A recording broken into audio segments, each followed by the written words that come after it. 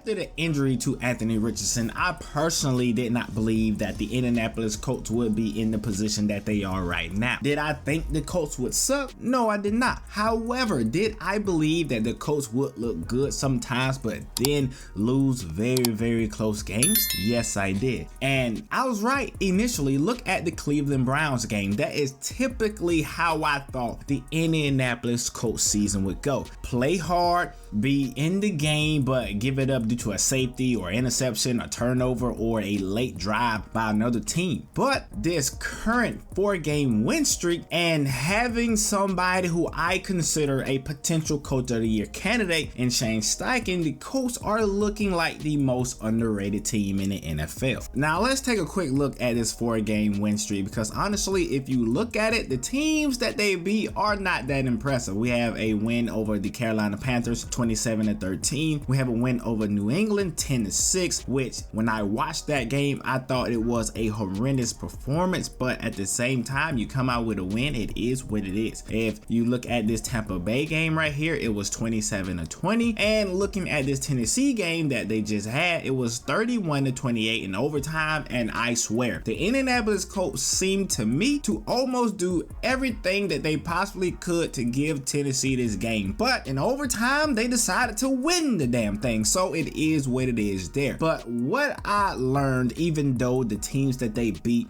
are not that good, I learned that the Indianapolis Colts, when they put their mind to it, they know how to win, and they can get the job done when it actually means something and when it actually counts. Now, if we reverse that, they did have a 3-game losing streak, starting with Jacksonville. They lost 37-20. Then they had the Cleveland game that we spoke on earlier, 39-38, and then they also lost to New Orleans 38-27. Now, if you look at that, it may tell you that just because they're on a 4-game win streak, all that means is that they played bad teams. But what I say to that is you can only play the teams that are on your schedule, and right now they are doing just that. They have a 7-5 record, and they are in pursuit of the number 1 seed in the AFC. Now, if you look at Jacksonville, of course, a lot of people would think that they would win it. However, we had an unfortunate event that happened to Trevor Lawrence. Who knows when he will be back? And that pushed Indy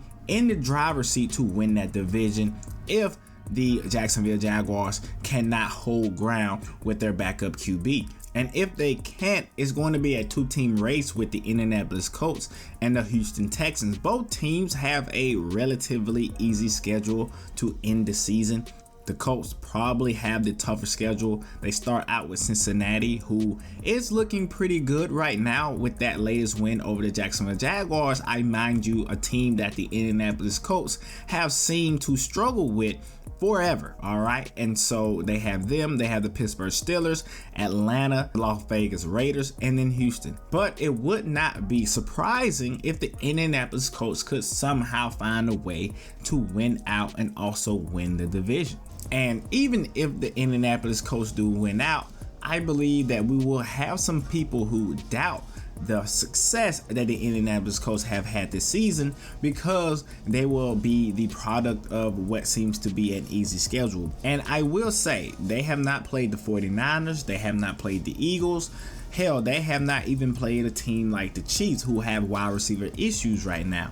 But they did play the Baltimore Ravens, and they won that game 22-19. And the Baltimore Ravens are considered by many the best team in the AFC. Now, that's a debate that a lot of people can have between them, maybe the Chiefs, and a few other teams, but the Baltimore Ravens are definitely in the conversation. So if you look at that win in overtime, I can come to the conclusion that the Indianapolis Colts do have the capability to beat a team on that level, but how consistent can you beat a team on that level? The NFL has players who can beat any team on any given day, but the consistency in which that team performs usually determines which teams will be great and which teams will be at home watching the playoffs.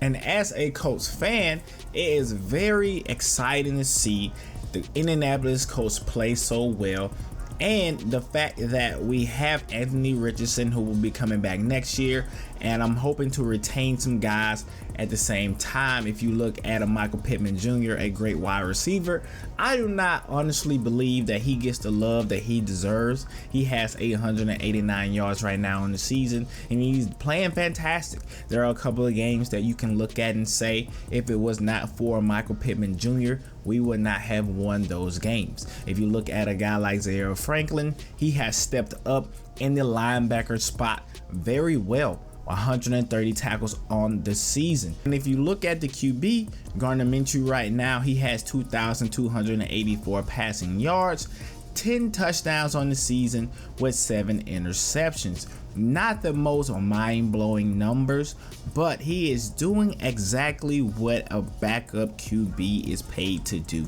Go into the game, manage it, and make big plays when you need to. Now, I will say, rooting for Gardner Minshew as a Colts fan is the definition of a roller coaster ride, because he can have the highest of highs and he also can have the lowest of lows, and it is just a complete gamble of what you're going to receive when Gardner Minshew is at the QB spot.